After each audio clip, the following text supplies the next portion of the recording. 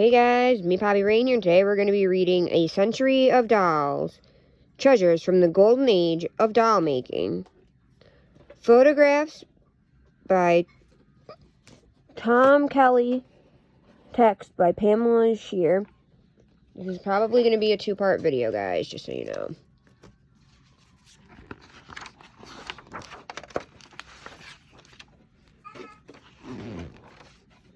Maybe I should just get my...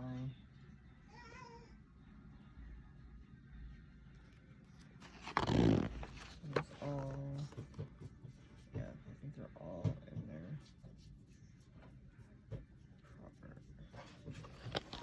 Proper. Caught in a nostalgic moment, this Mademoiselle's inward gaze draws us in as well.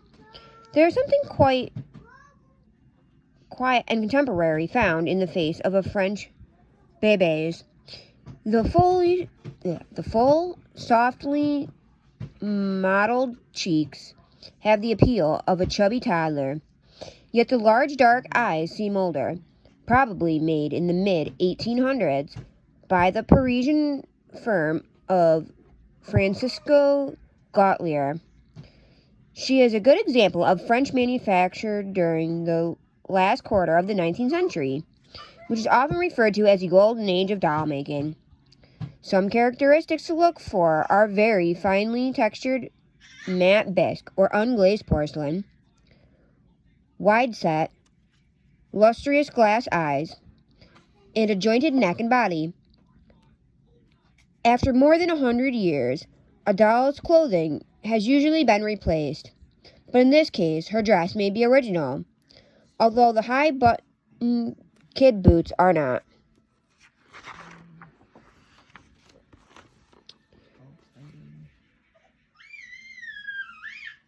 Of all the hundreds of different styles of dolls made in France in the late 19th century, perhaps this face is the perfect archetype.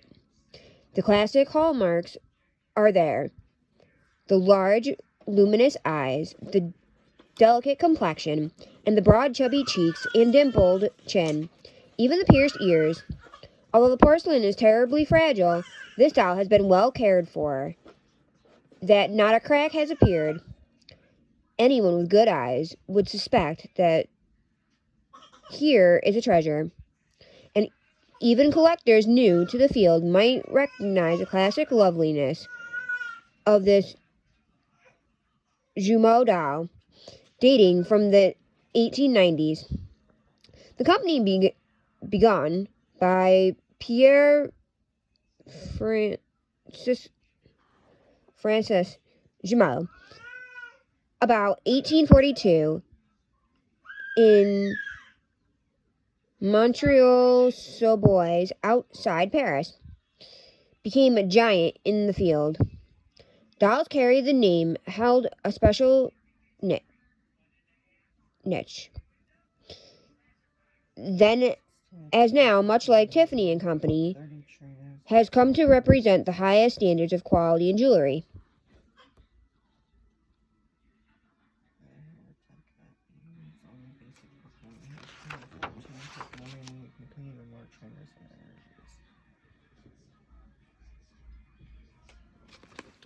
In the early years of Maison Jumeau, literally a house of Jumeau, heads of their dolls were purchased from the firms, including Francis Gauthier. By the early 1870s, however, Paris Jumeau had set up his own porcelain operation. In 1873, he was joined by his son Emile. And it was then that the firm started its world-renowned rise. Some of the earlier heads made by Jumeau during the period are not fully marked. Some bear only size numbers. Such designs are usually referred to now as portrait Jumeaus. Although this is not, though, they were meant to represent a specific person. The face, well softly modeled, does not have the look of a young child that was characterized in the later bebes, as seen in plate number 2. This equestrian is a regal 34 inches tall.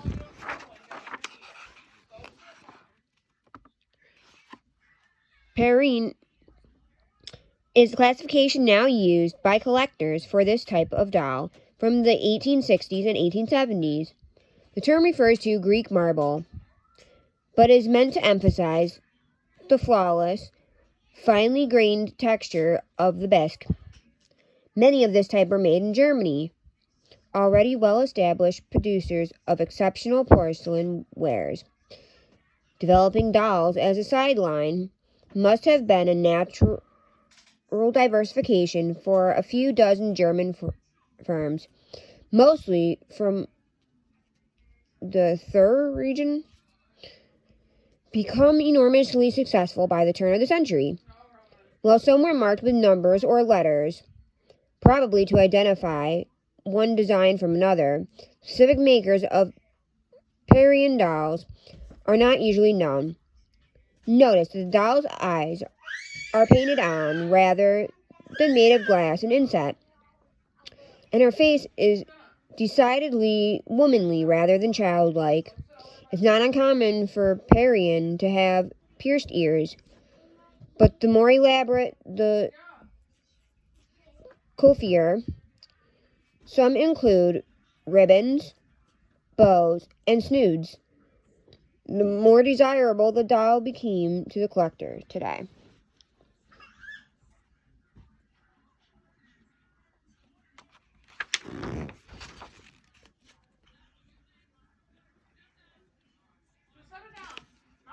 Who the fuck puts Toy Story fucking stickers on the back of the Pokemon card? Current with the production of Porcelain dolls in Germany, fashion dolls were the dominant trend in France.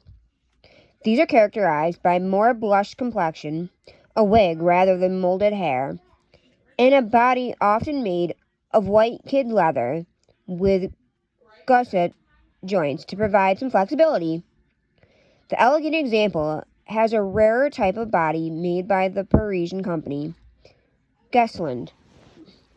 It features a wire armature within soft stuff stockinette limbs with bisque hands, and is considered to add substantially to its value today. The heads of fashion dolls are only occasionally marked with the maker's name or initials, so this sophisticated lady is unidentifiable. In some cases, this sort of doll was less a plaything than a miniature mannequin, for she was sumptuously dressed to show off the latest Paris fashions. Even the undergarments would be trimmed with lace. The tiny boots would actually button, and silk and satin were de rigueur.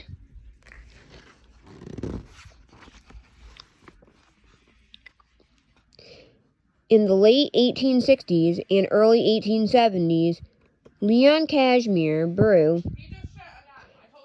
had already had some success in producing fashion dolls. The Serene Examples necklace disguises a swivel joint in her neck.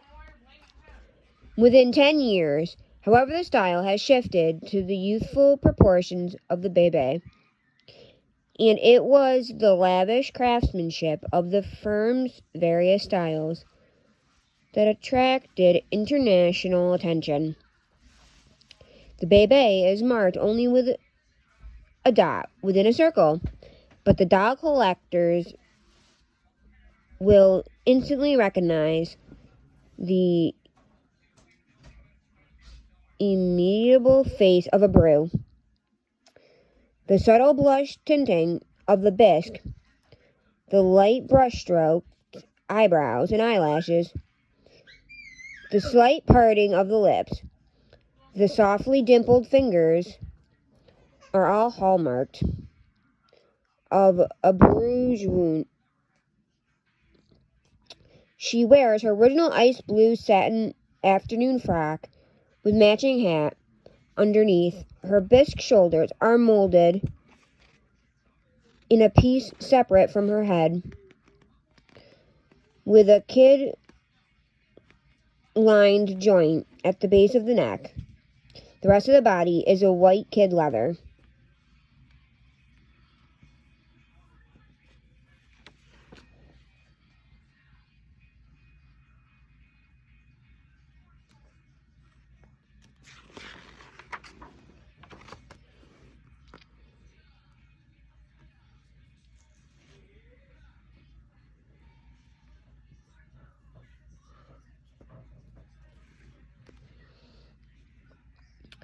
After the previous Bebe, the slightly later German doll makes a telling comparison.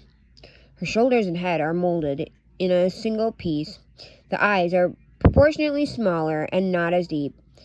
And her hands, while bisque, show somewhat cursory modeling because of mass production and limited hand detailing by craftsmen.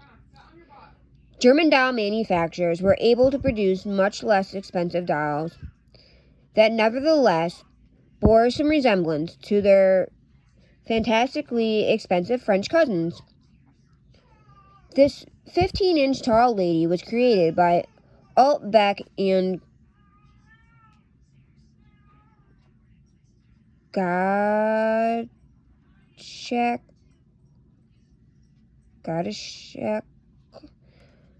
a firm that now thought to have specialized in making glazed porcelain doll heads and the Parian-type dolls with molded hair.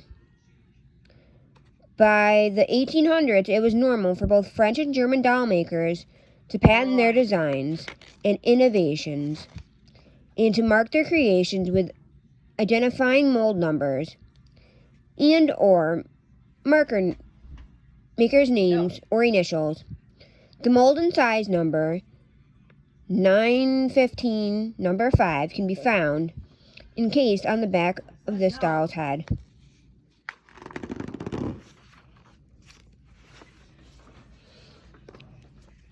Representing different generations in 19th century doll design, the fashion lady on the left was created by Francis Gottlieb, a thriving firm that went on to make its own line of bebes. For example, look back at plate number 1. Hardly a trace of a family resemblance remains. Her dress and kid leather hands are modern restorations. Her walking companion is incised E11J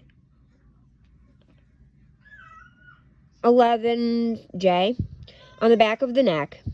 This refers to Emile Jameau, who joined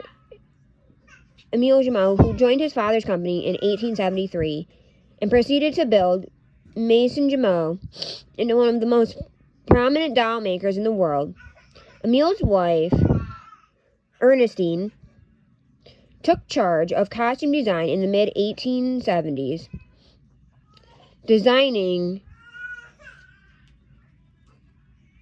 berry-bonded, lace-trimmed confections that were astonishingly detailed. Jameau's dolls were famous for their extravagant ensembles of cashmere, satin, velvet, silk, taffeta, and brocade. Maison Jameau took such pride in its creation, even their tiny doll shoes bore a company mark.